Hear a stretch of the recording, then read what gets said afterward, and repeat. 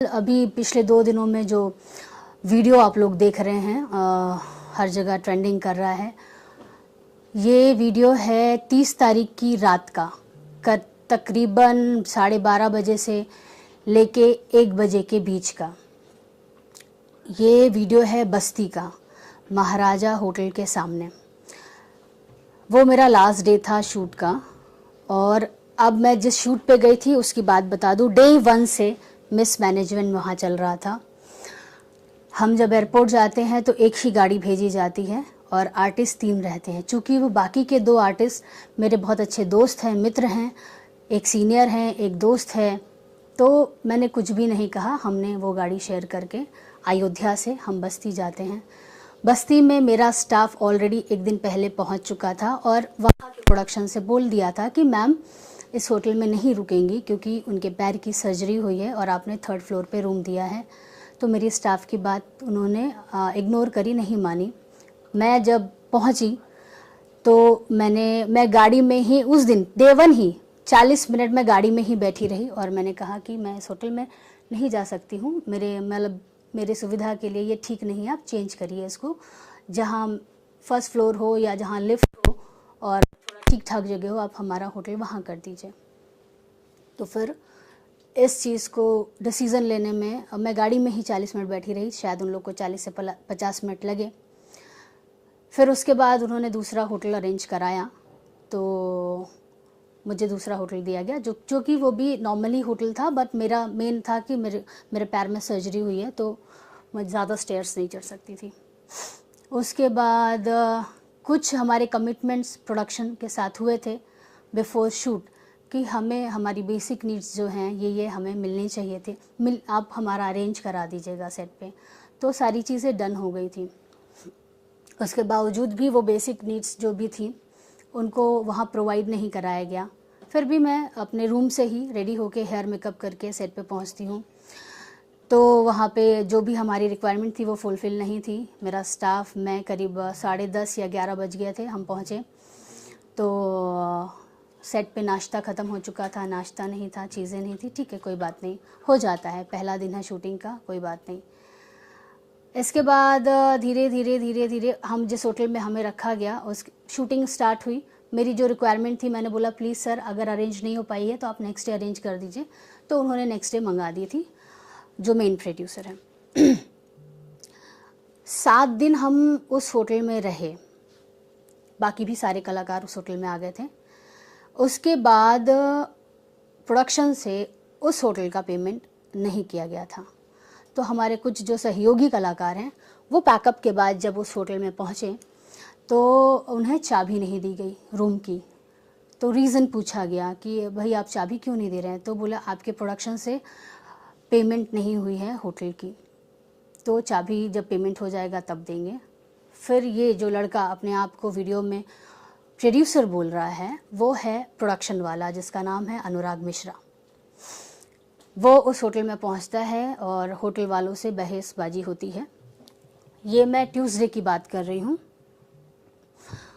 वहाँ पे उनका जो भी बिल वगैरह होगा क्लियर किया, कम दिया, ज़्यादा दिया, उसके उसी बिहेवियर से, गलत बिहेवियर से ही होटल वालों ने निर्णय लिया कि हम आपकी यूनिट को यहाँ नहीं ठहरा सकते हैं, आप हमारा होटल खाली कर दीजिए और आप कहीं और देख लीजिए। उसके बाद जिस दिन 30 की सुबह मेरे पास आते हैं यही अनुराग मिश्रा, कहते हैं कि मैम आप आपका सामान पैक कर लीजिए, शिफ्टिंग करनी है। तो हम लोग बोलते ठीक है सामान पैक कर लेते, लेकिन बैग रखने कहाँ है, हमें रूम तो दीजिए।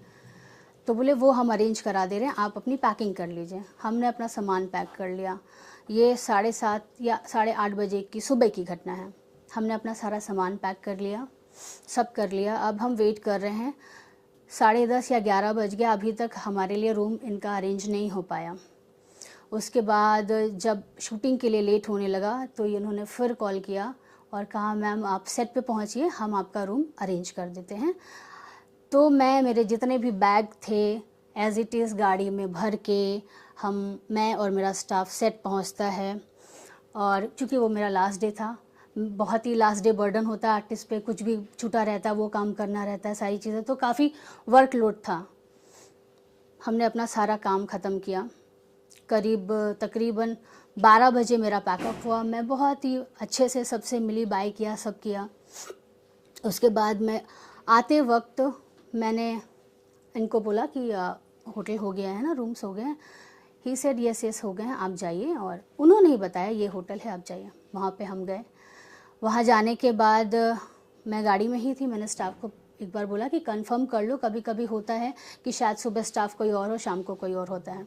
तो गए, उन्होंने बोला हाँ, ऐसे करके बात करने आए थे। तो फिर मैं अपने गाड़ी से उतरी और रिसेप्शन पे जाके बैठ गई। तो रिसेप्शनिस्ट बोलता है, जो रिसेप्शन पे थे वहाँ पे, उन्होंने, स्टाफ ने कहा कि मेरे स्टाफ से कहा कि सर चाबी हम नहीं दे सकते हैं। तो हम लोगों ने पूछा क्यों नहीं दे सकते हैं? उन्होंने कहा पेमेंट नहीं हुआ है। फिर भी हम लोग मैंने स्टाफ को बोला आप अनुराग मिश्रा जो कि प्रोडक्शन मैनेजर हैं, उनसे आप बात करिए। उन्होंने बात करी तो उधर से जवाब आता है कि ठीक है आप लोग बैठिए, आ रहा हूँ मैं, तब करता हूँ। ये ऐसा उनका रिप्लाई था फ़ोन पे।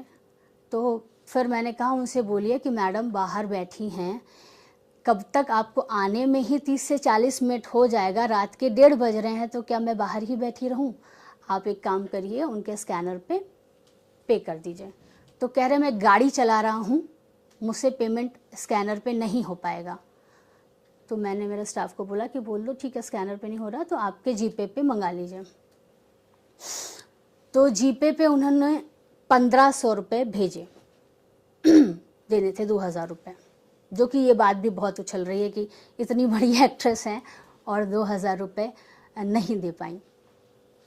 तो 1500 रुपये उन्होंने भेजे। फिर भी चूँकि वो वहाँ का एम्प्लॉय है, उसके अपने रूल हैं, उसने कहा मैडम जब तक पूरा पैसा नहीं होता हम चाबी नहीं देंगे। तो उसने वापस स्टाफ अनुराग मिश्रा ने होटल के स्टाफ से बात करी फ़ोन पे और उससे बदतमीज़ी से बात करी, उसे अपशब्द बोले, बहुत ज़्यादा, इतने ज़्यादा अपशब्द बोले कि वो जो होटल का स्टाफ था वो लाउड हो गया और उसने फ़ोन वहाँ पे ऐसे पटका, अपना रजिस्टर बंद किया। नहीं दूंगा आप लोगों को होटल, चलिए निकलिए यहाँ से, आप लोग निकलिए यहाँ से। ये था होटल के स्टाफ का रिएक्शन। हम वहीं पे बैठे हुए थे। उसके बाद मैंने अनुराग मिश्रा को कॉल किया मेरे स्टाफ के नंबर से।